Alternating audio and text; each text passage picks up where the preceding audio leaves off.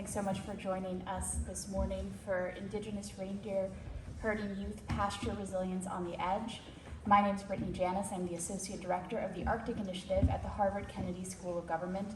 And it is my absolute delight and pleasure to be here this morning for this extremely important panel with some of our closest collaborators, the International Center for Reindeer Husbandry and UArctic Eilat University.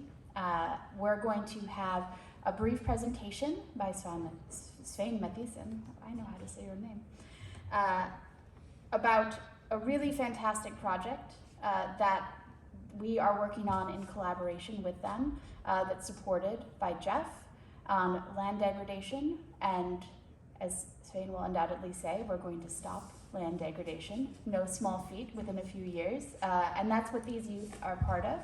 And we're going to try to dedicate most of the panel to giving an opportunity for the youth to share a little bit about their experiences and what they're feeling, and what they're seeing, and what their messages are to policymakers.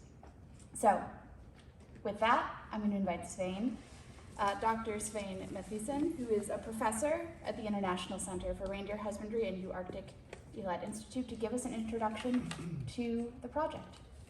Thank you, Brittany. Thank you. It's a great pleasure for all of us to have you sharing us this session through. And good morning, everyone. I'm going to introduce you to this project. Jeff, the Global Environmental Facility in the World Bank, support the International Center for Reindeer Husbandry to develop, within 4 years, new policy to stop land degradation in the Arctic. This is the project. This is from a picture from Dukha Reindeer Husbandry in Mongolia.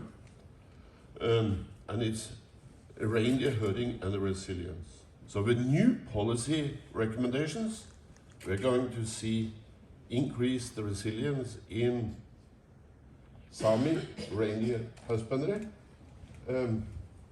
Dukha reindeer husbandry, and actually we have also decided to work in Sakha-Yakutia with a Venki reindeer husbandry. So we're going to have a snapshot on land degradation from these 3 regions.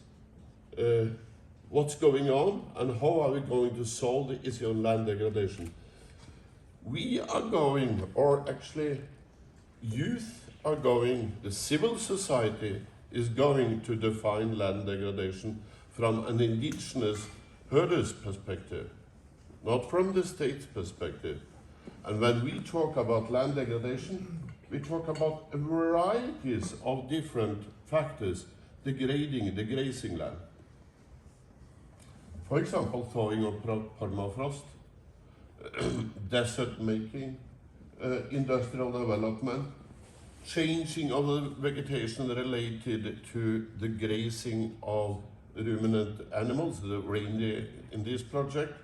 So wildfires is now creating huge problems in eastern Sakha-Yakutia. We will hear about that very soon. So help us to define land degradation from an indigenous point of view. In Sami land, we usually talk about loss of grazing land, but there is a lot of other aspects. In northern Norway, where I'm living in a Sami, please have a seat, community of Kautokeino. We have something says the 2 landscapes of northern Norway. The 2 landscapes, we have the Norwegian landscape and we have the Sami landscape. Sometimes the reindeer see 2 landscapes at the same time, through its eye. But the Norwegians see a spot of snow on the mountains and can use it for navigation of the boat. A Sami reindeer herder see it as yassa, a very important part of snow for cooling and resting the reindeer to get rid of the insects. What's happening when that is disappearing? Because they are disappearing when warmer. So we have the 2 way of thinking, the two landscapes of Northern Norway. Sometimes we need translations between the two landscapes, two way of thinking. And I think also in the Dokka world, you need someone to translate between Dokka and Mongolian. This is the whole point, to develop a new recommendation. And one part of land degradation, how we will define it, is actually loss of grazing land. Already in Sápmi, Finland, Sweden and Norway, 30% of the land is gone. You know? Mining, hydroelectric powers, tourism, and so on is gone. We lost it. So we have to stop land degradation now. That's the slogan, you know? Stop it now. Come on. Yes, we could start the first year by reducing, but we can't go any further. This is what senior reindeer herder Johan Mattis Turi said in Kirkenes at the UN Arctic Council meeting last 2 weeks ago. Stop! This is wrong. I'm very worried, he said. You know? And actually, this is a wind turbine project in Sápmi, northern Norway. And actually, we see that the food production system is broken down because of this. And we have to fix it. We have to convince the World Bank and Arctic Council and Mr. Grinson at Arctic Circle that we are going to fix it. Okay. Yeah? But this time, we don't believe in the states, the national states. We believe in the civil society. We believe in indigenous youth. That's why we have invited you. We, for example, in Norway, where I'm living, women's knowledge is never used in any matter of reducing impact of those industrial development. There's no gender-sensitive knowledge based in impact assessment, not whatsoever. Why didn't you ask the women? They are half of the population. What they mean about land degradation and use of land. So this project, indigenous youth, and you recognize some of them, they still work with us. And in the first year, we're going to reduce and stop land degradation. We're going to raise awareness. And I think that was it, wasn't it? Did I have one final? No? So, that's where we are. This is a serious problem. Please help us. We're going to listen from different parts of the world in the circumpolar north, different perspectives on land degradation, and within some few years, we will produce new policy recommendation. And that's why we work with Arctic Initiative. We are very happy. And we will have a class together with Brittany and her team at the Belford Kennedy School at Harvard in January. Take that, apply for the course in January, the Arctic Innovation Lab. Thank you for coming, and please, Brittany.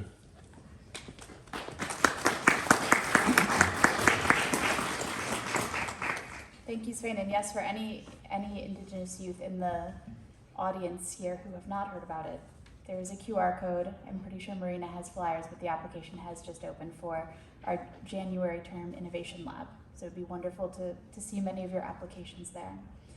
So it's really heartening for a older white man to be saying that we need to hear the perspectives of women and youth and Indigenous people.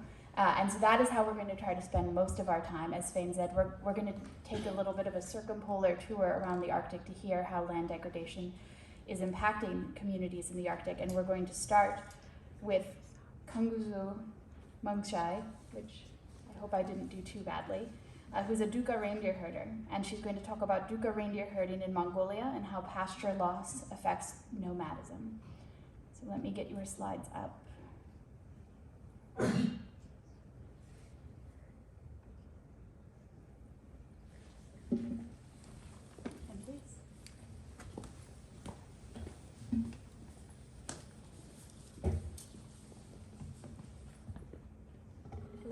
everyone. My name is Orzus Musha. I came from Mongolia. I am Doha Reindeer herder in Mongolia. And at first, I want to talk about who are we Doha Reindeer herders and how we live our lifestyle like this. Doha, we are the ethnic group of indigenous people who live with our reindeer and as a nomadic life. And you can see our moving pictures and our home. There we live in a teepee, like as you see, it's kind of the triangle thing. It's made of canvas and pole. It's very perfect for our nomadic life because when we move, we just can carry the canvas. It's really perfect for this. And we milk reindeers there and make cheese. This is very interesting and important job. We are still milking our reindeers and making cheese. It's very valuable for us. And you can see my grandmother and me milking reindeer.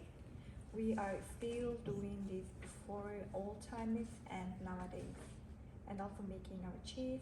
The picture is how we dry and keep our cheese. That's about how we live and our values in our life. And next one, I want to talk about what should we protect and what's important for us, what it's about that. At first, we should protect and our valuable things are our reindeers and nomadic lifestyle, culture, and our traditional knowledge. It must be stay with us. And I compared what it's the values of us before and now. There's of course our reindeer and nomadic lifestyle, traditional knowledge, hunting, culture, language, like this. But you see, nowadays we don't have hunting system. We lost it already. And now we got in tourism.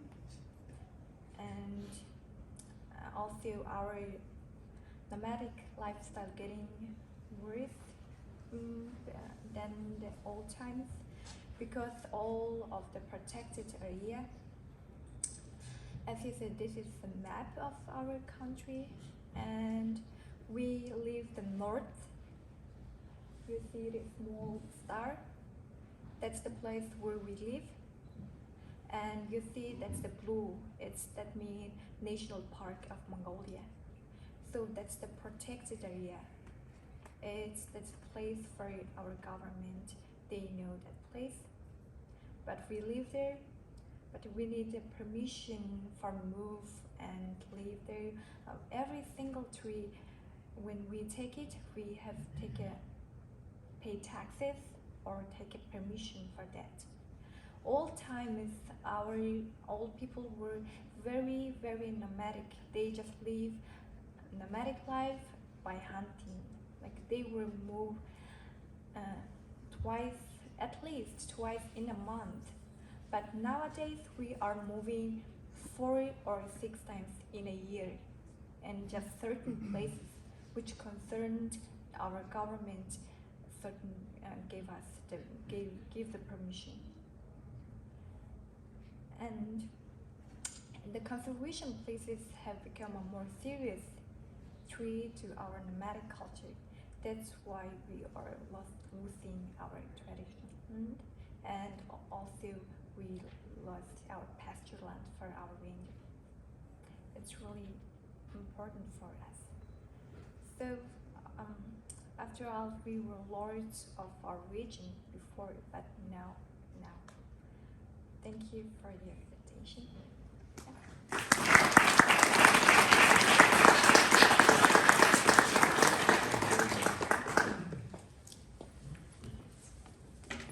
Thank you so much for your presentation.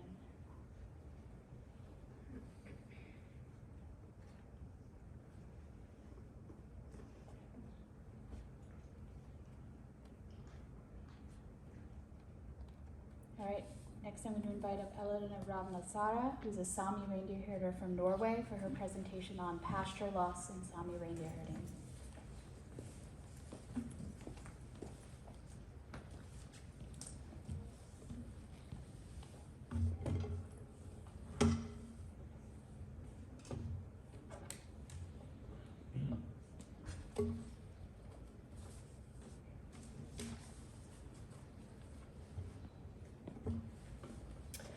Yes, hello.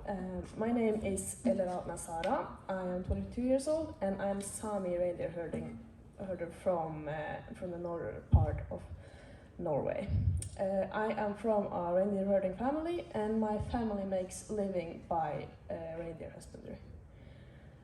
In my slides today I will be talking about land degradation in reindeer herding's area all around Norway and how it affects the areas that it's for reindeer herders and the side effects.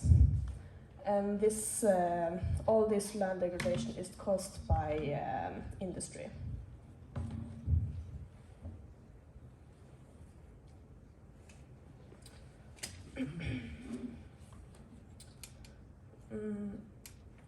Based on the reindeer husbandry in Norway. In Norway, the government is very detail-oriented in the reindeer husbandry. It's over 3,000 people in the reindeer husbandry in Norway now, and it's over 215 reindeers in Norway.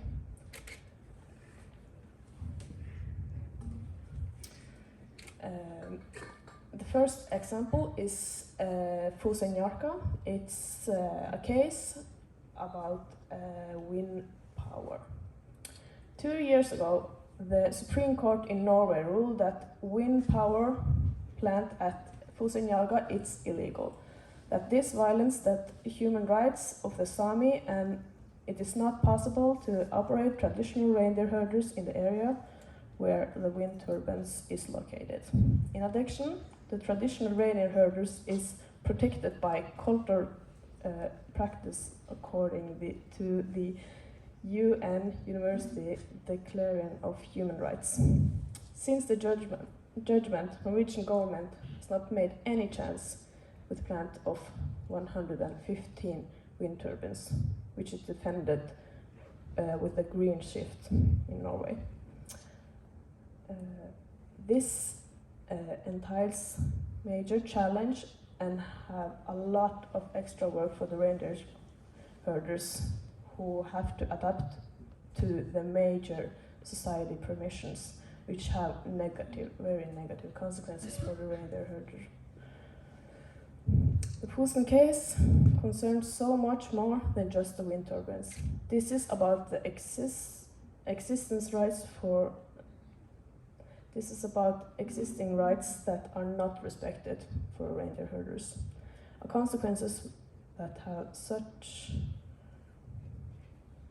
within such industry cannot exist in reindeer herding's area. This is just one of many similar cases with wind turbine being developed by the Norwegian governments today. Here we have an example. It's in Kvaløya in Troms. Where a wind turbine,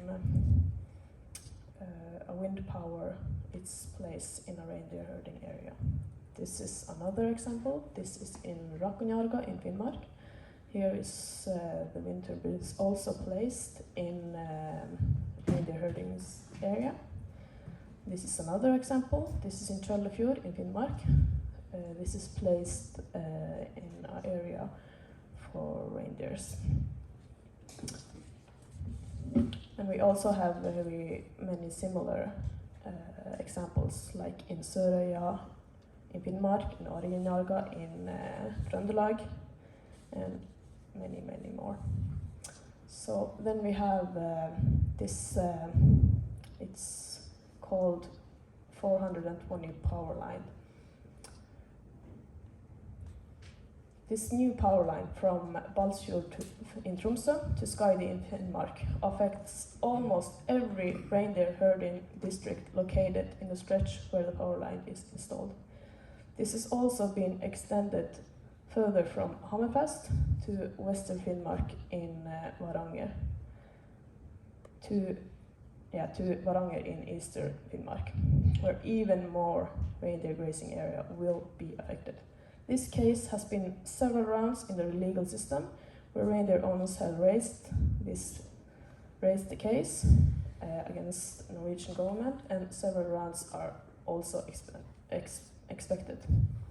It is clear that this creates negative consequences for the reindeer husbandry, and it affects the area and give an unsure future for the young reindeer herders in the area. This leads to a lot of the reindeer grazing land is been lost, and in some areas it's such large impacts that already have that the reindeer owners must take shift effects and the nature migration times for reindeer, and this also means that the traditional way of practice the reindeer husbandry cannot live side by side with this industry, and this also in the same case with the wind turbines.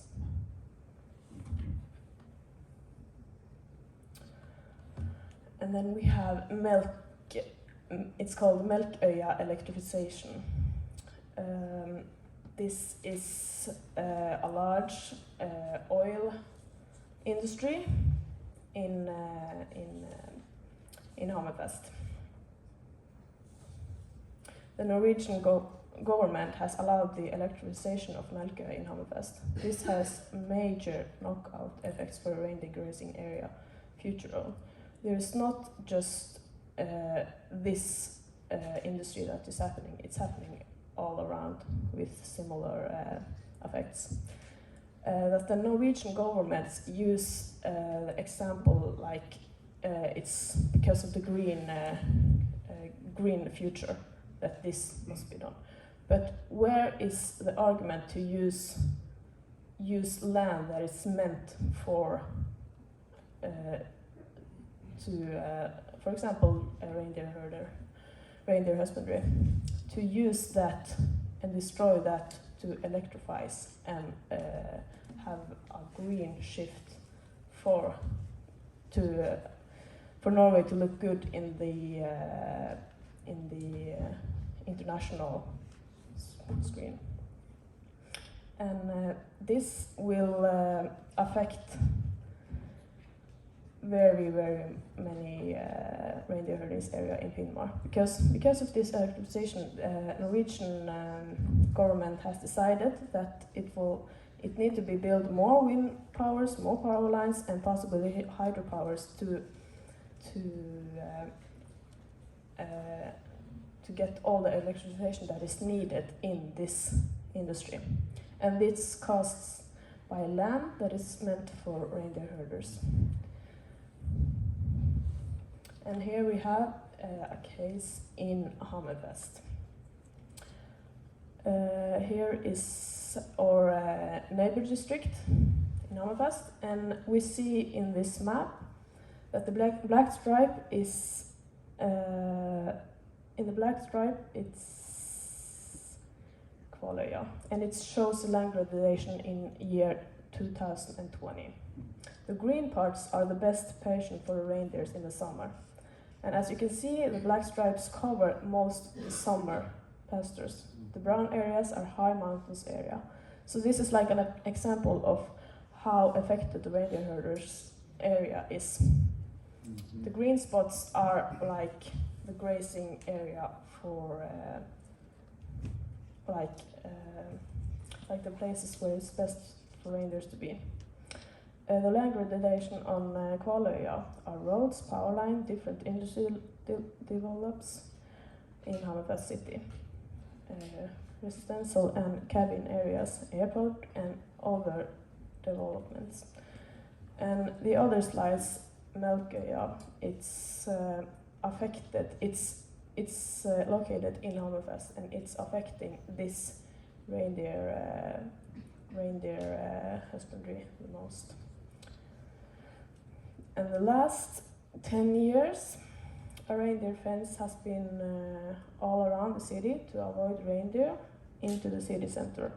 So here in this city, reindeer it's not allowed in the city, and this causes very much extra work for reindeer owners. And this is a pilot project which is under evaluation now. This fence can also be categorized as a land degradation for reindeer husbandry. So you see the black line. It's the area where reindeer herders have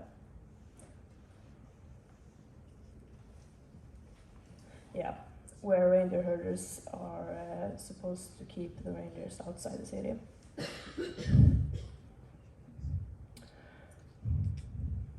And the future. What will all this industry cost? It will of course cost the loss of land, of course. But what about the reindeer herders in the area? We see now that in the Fosen case, the reindeer herders have fought many years to continue with reindeer in the area, but it's very challenging. And what about the future, the young future reindeer herders that want to keep the traditional way of reindeer herders? It's so many young that already in young age decide that they don't want to continue with reindeer herders because of all of this land degradation, because it's so challenging physically and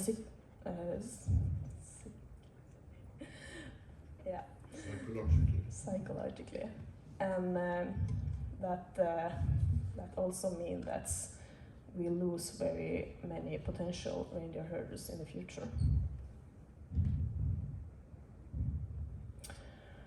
And all this land degradation is, of course, caused by climate change, but the industry limits our exercise, and all this is very much more that I don't have time for this time, but it's so much more that it's not just the industry, it's not just climate change, it's so much land degradation, like between the lines too, that costs us all that extra land degradation that take land that never come back to the original reindeer herdings area.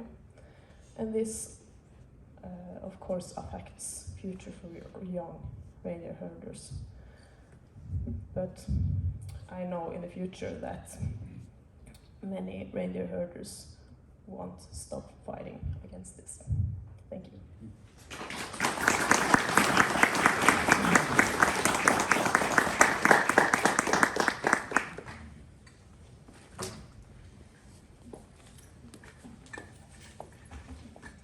Thank you so much. All right, next I'm going to bring up Lena Pova, who is a student at the University of Freiburg in Switzerland, but she's going to be speaking about forest fires and land degradation in the Republic of Sakarya. And there you go. Yeah. Thank you, Brittany. Hello everyone. Ütürkün Bolochtun Baragatagar. Today, my name is Lena Popova. I come from the Republic of Sakha-Yakutia. The village is called Arylach. And I'm doing my doctoral studies at the University of Freiburg. And today I'm gonna talk about forest fires and their effect on land and reindeer husbandry. So at the beginning, I think it's needed to say that it is very important to remember that some types of, I'm just want to use a laser point. Okay. Yeah, it's important to remember that some types of fires, in some cases, are vital for the forest ecosystem, but in most cases that have increased recently, they have destructive power, and often they have negative effects on reindeer husbandry. So firstly, I also would like to very shortly mention other anthropogenic impacts that are happening in our republic. And mostly they are associated with mining industry, deforestation, and various types of agriculture and industry. And wildfires have a particularly strong effect on the state of lichen pasture of reindeer, and they destroy the ground cover of woodlands, and in some cases the existing phytocyanosis, e.g. plant community, can be completely destroyed and can be replaced by different communities of plants. On this map, you can see the soil moisture anomalies and location of wildfires that happened in June, July, August 2021. You can see the red shaded dots here. This is our republic, and this is Chukotka region and Canada. This is measure of wildlife intensity. And as you can see, the majority of wildfires happened here in our republic.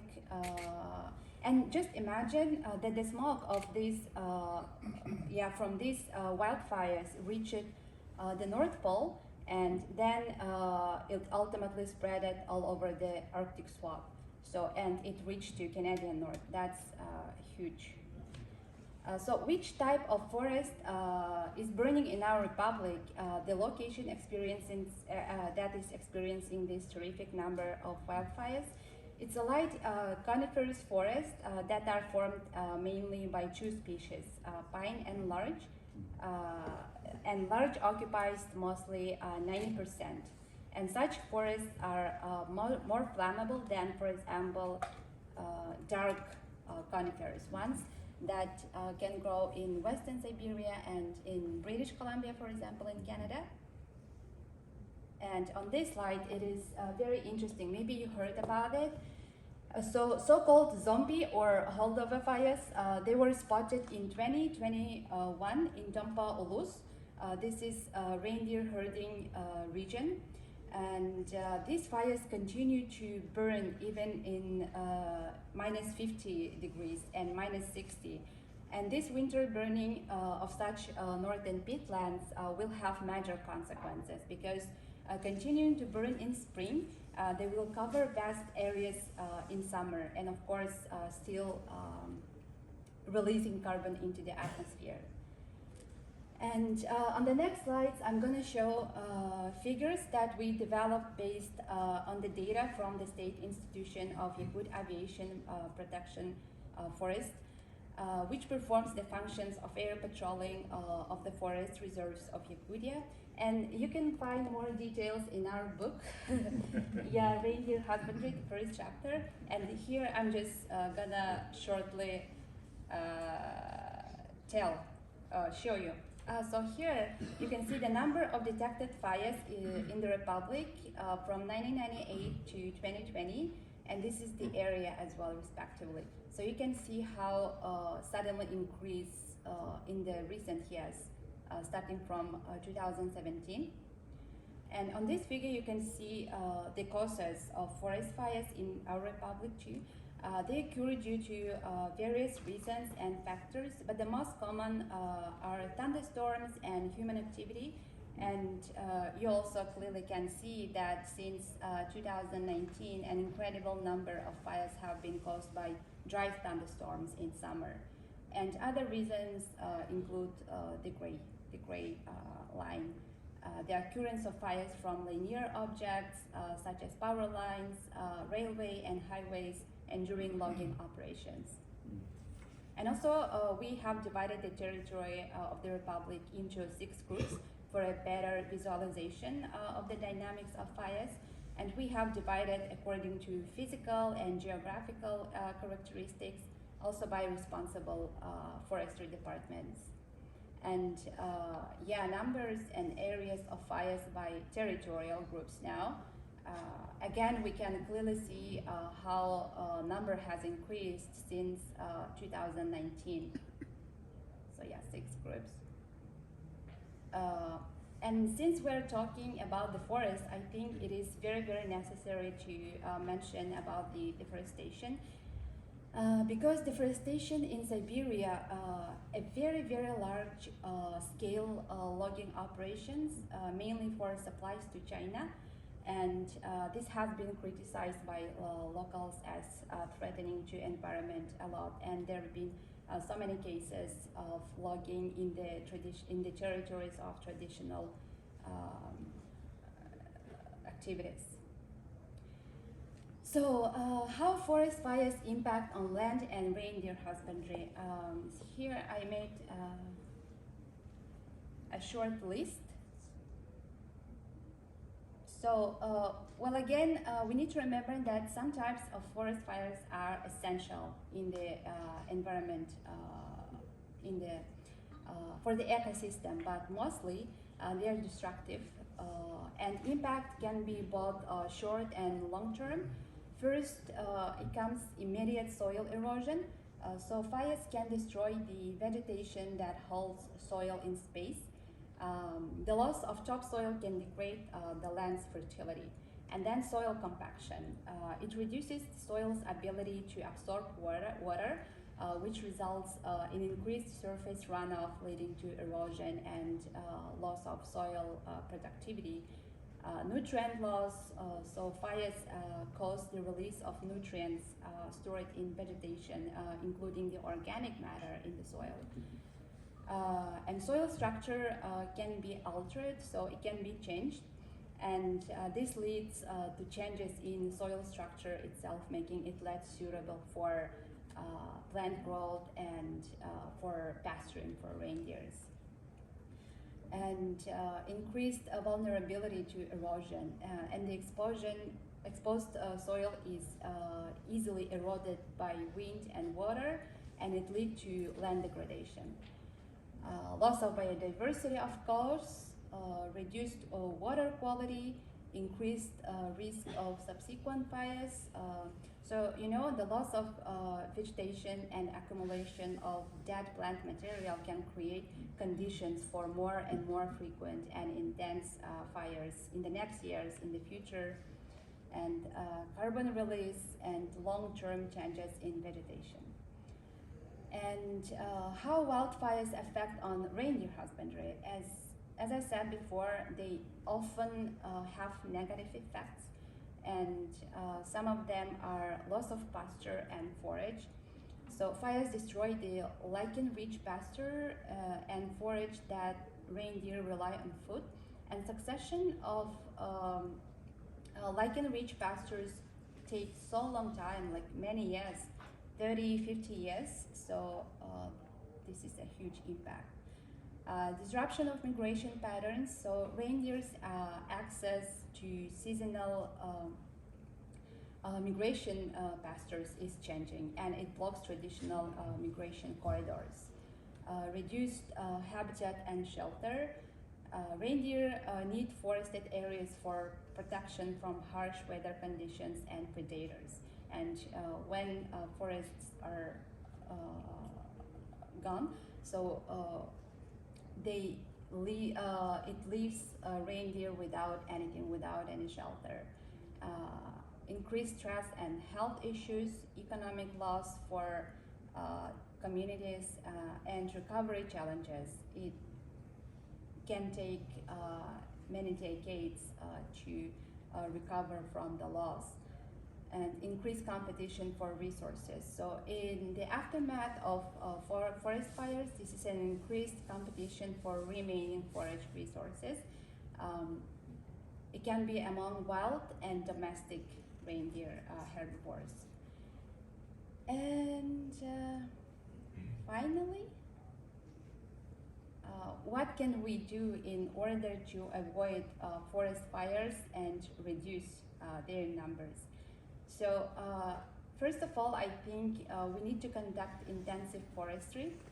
And I mean by this that we need to clean forests of fallen residues, combustible materials, which will decrease the amount of combustible.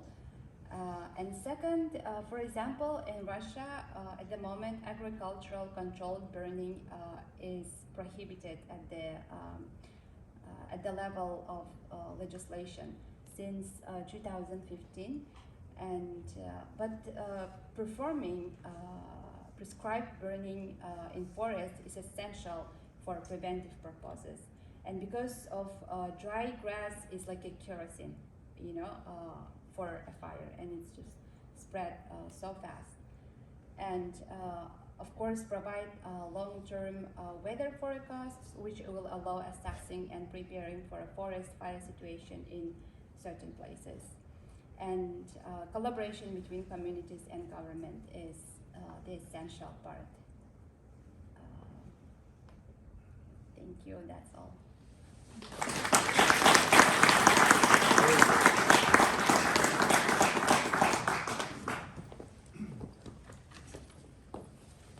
Thanks so much, Naima.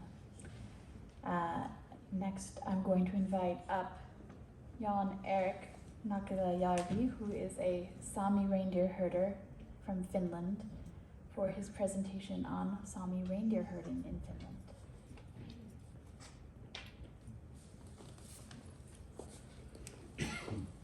Hello,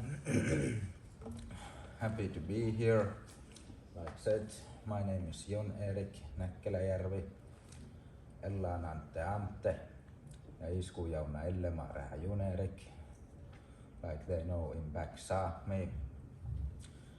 And well, I have all sort of problems too, like, well, as you may have noticed, we have a little bit problematic business, but we're still here.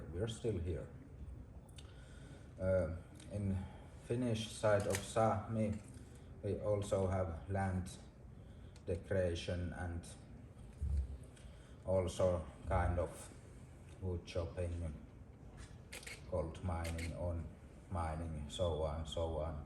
So they are big problems too, but I wanted us to have a little bit a look of little different kind of problem in reindeer herding, especially in Finnish side of Sápmi.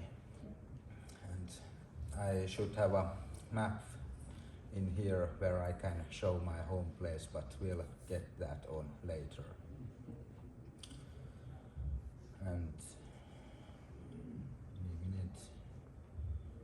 it might seem like that I am seeing first time computer in my life. That looks approximately right. So as you can all guess and see, there are 2 dead reindeer lying down there. Can anyone guess what has happened to the right side? Don't all shout at one voice, but it was killed by a wolf. And as you can see, that's quite fresh. Maybe in picture is from first 24 hours, and as you can see, it seems like it has dead all by itself, but it's not. It's summertime and wolf likes to hunt, and when wolf kills a reindeer, it just kills it for the pleasure of killing. Let's go to the next slide. Here is the same reindeer as the last dia on the right side. There is a small mark in thigh, or whatever it is in English, and then I don't think you can see it closely enough, but there are like 2 vampire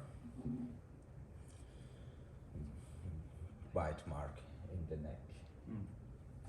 And like you see it was wearing a GPS tracker. It was my luck that I found that, so I could get compensated.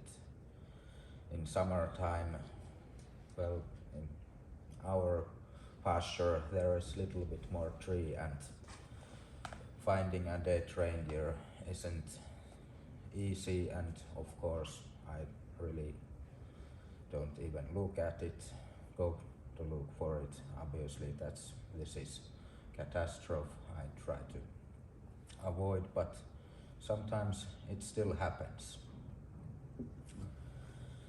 And obviously, as long as there has been reindeer herding, there always has been predators and always will be. They are like, they have to cooperate in some manner.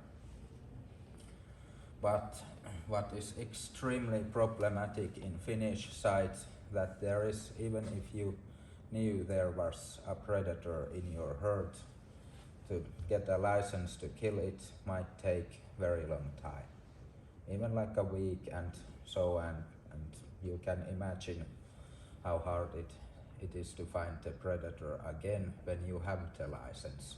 But when you could kill it, well, you won't have the license, and it's very frustrating.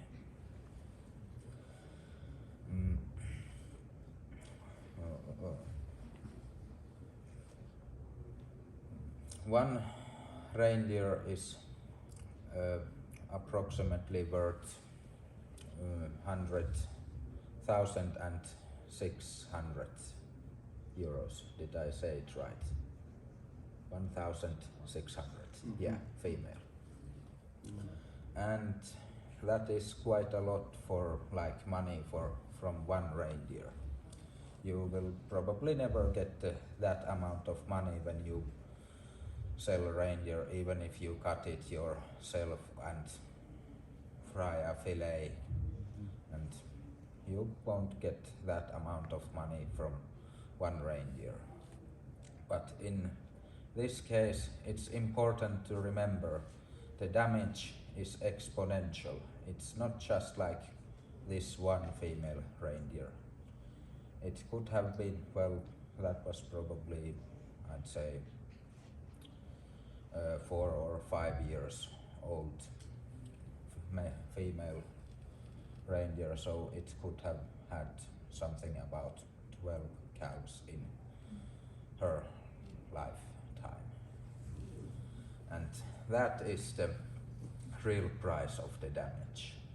Well, of course the money helps, we all need money to live, but what else other it takes in next year, when you have lost like significant amount of reindeer, like if you had a Wolverine example in your herd winter time, and it kills like even like 10, 20 reindeer, something like that, you have to like live from next year sellings like from cows that you normally would sell and make money. You have to spare the reserve because of the damage.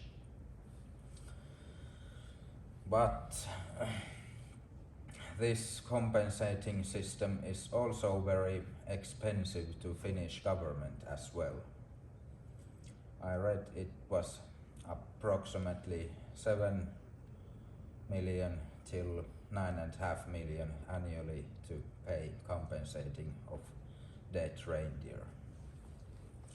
So my solution would be that getting a license to kill a predator would be a little bit easier, and this whole topic category is very hot topic, especially in northern Finland in spring when they pay the compensation. And so, yeah, but you get the image of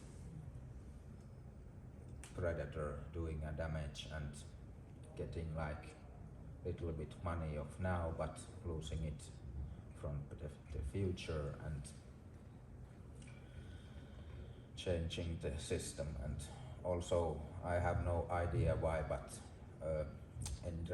endangered predators like wolf or wolverine in southern world, they always feel that they need to be protected, and reindeer is the all start and end of everything evil in the world. Well, some days it feels like that, but they are just stories.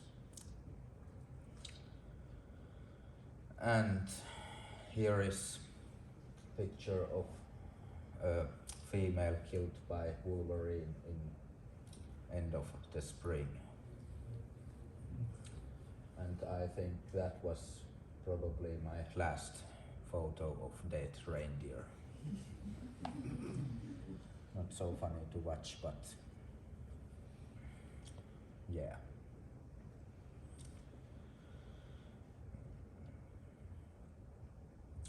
And this is the map of Finnish reindeer district, and you can see the different colors and lines. They are like one community called Palkinen, Oroha, Palkkuus in Finland. Like there is a community of people who live that area and herd reindeer in that area. My home is, if you can see that, how would I describe it? The orange one, first orange one after the Finland lady's hand, called Sallivaara in Lemmenjoki. And we all these communities, we have the same reindeer herders association. It's like the administrational organ of reindeer herding in Finland, who are supposed to like take care of our things and be our link to different ministries, but this is where Finland gets really weird. As I understand, in Norwegian and Swedish side, the Sami is the only one who is allowed to herd reindeer.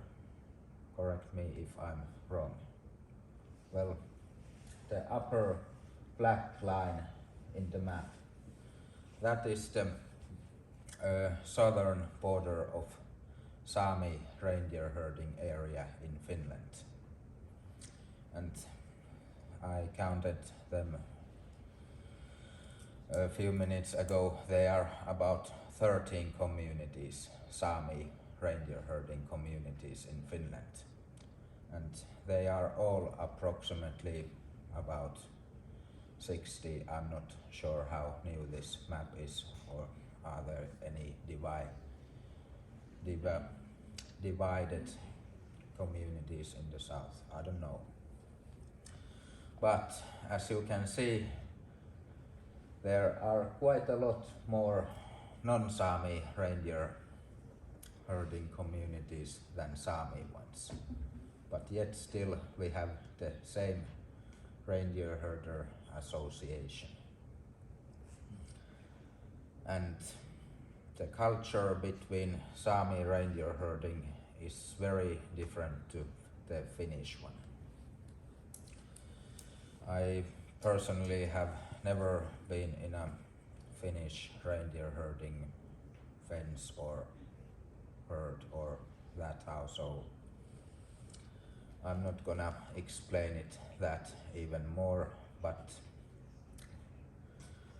what happened recently this spring in Reindeer Herders Association Parliament, Reindeer Parliament as we call it in Finland, the Sami communities protested and marched out of the meeting, the parliament. In an end game with that protest is that we could get our own reindeer herder association that would take care of our stuff, and of course Sami reindeer herders would run it by themselves. I unfortunately don't remember now how old the Reindeer Herders Association is, but I know that there has never been a Sami president of the association. Yeah. And this, the left side, that is the logo of the, well, can I say a little bit mean? Well, not Devil's Nest, but the association. And one of the associations, sorry, my tongue gets twisted. One of its job is to have the last word on new reindeer marks. It's like our signature for reindeer. And there are some words that you do with your knife for reindeer's ear. That's how we know which reindeer is the whose. And the reason I wanted this photo here is that Reindeer Herders Association possess quite a lot of power about people's marks. They basically could erase someone's mark or just give some other kind of mark to anyone who asks it, and it's quite, how would I say, immense, but that's quite minor and doesn't happen very often, but yet still it would be better if we could decide our marks by ourselves. And I think that was about it. Thank you for attention.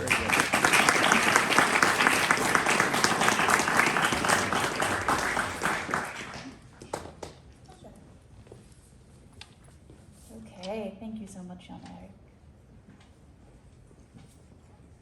All right, last, I'm going to invite Marina Tompiva to the stage to talk a little bit about the book that has been previously mentioned. And Marina is with the International Center for Reindeer Husbandry and Ilot, University of the Arctic. There you go. Thank you. I will try not to take a lot of your time, but today we were talking about solutions and ways to stop the loss of pastures and land degradation. And one of the solutions that we are exploring as part of our Jeff Reindeer Herding and Resilience project is accumulating the knowledge, the traditional knowledge of indigenous peoples on how to stop climate change, land degradation, and loss of pastures. And this book that you are seeing here today, these are actually 2 volumes, and this is volume number 2 about resilience in the change in Arctic. Volume number 1 was presented also at this conference last year. Is about this. It is about accumulation of knowledge, about building knowledge base, about knowledge co-production, how indigenous academia can work with researchers and scientists, because even today we still hear that on the one side of the road are researchers, and on the other side of the road are indigenous peoples. And it's very difficult to explain that there are also indigenous researchers and indigenous members of the academia who can co-produce and combine different knowledge systems. And what is we are also trying to showcase in the book. These are the chapters that you see here now, and the authors and editors and co-authors of the book are also here, and some of our reviewers. And I would like to thank everyone who's been putting their effort into this work. The book will be open access and available online in the coming weeks, so please stay with us and read the book. Thank you. All right.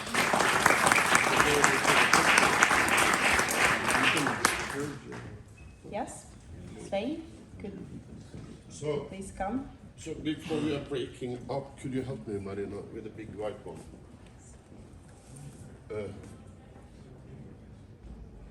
Yeah. So, we produce and we deliver, and we are not giving up. You know, we are going to have solutions because we believe in reindeer husbandry in the future, regardless. You know, so we make a lot of different productions. This is our famous Hello, the food cookbook, and this is for Brittany because we are very happy. We started to work during pandemic. I really like to give you a kiss, but I don't do that today. But that's yours. Thank you, Brittany. Yeah. I've been wanting to send for a while. The only other thing I'll say, thank you so much for everyone who came today. I know we're a bit over time. 3 of these students were supposed to pitch on Thursday at the Arctic Innovation Lab their solutions to some of the challenges they talked about today, which is the same thing that'll be the content for the course of January. If you get a chance, come up and talk to them. Ask them about their solutions, put them on the spot, make them do their pitches because they practice them, they're really great. We don't have time to do them today. But please make sure you ask them about them because they have really great solutions too to all of the challenges that they talked about. Thanks so much everyone and enjoy the rest of your conference.